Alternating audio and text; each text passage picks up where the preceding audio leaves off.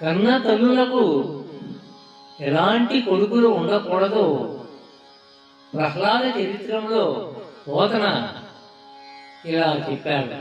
చేతులారంగ శివుని పూజింపడేని, నోరు నవ్వంగ హరికీర్తినుడువడేని.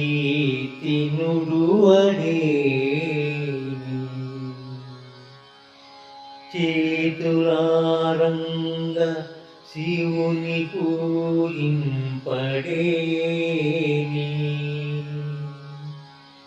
నోరు నవ్వంగ హరికీర్తినుడువడేని.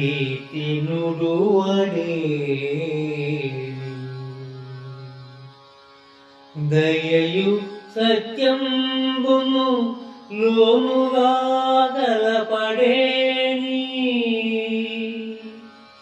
దయయు సత్యంబును లోనుగా గలపడేని. కలుగనేటికి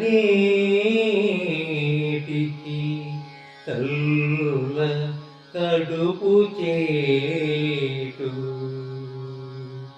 చేతులారంగ శివుని పూజింపడేని,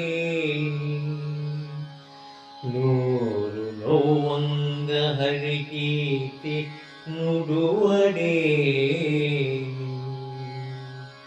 దయయు సత్యంబును లోముగా గలపడేని,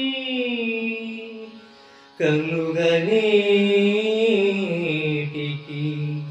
తల్లుల కడుపు చేటు, కలుగనేటికి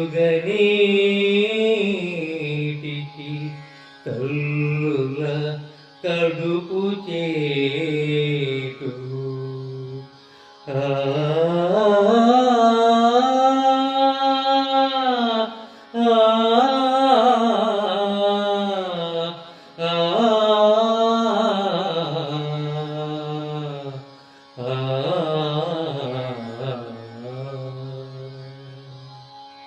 చేతులారా శివుని పూజించని వాడు, నోరు రుచ్చే వరకు హరిని కీర్తించని వాడు, దయను సత్యాన్ని లోపల తలచని వాడు తల్లులకు కడుపు చేటు.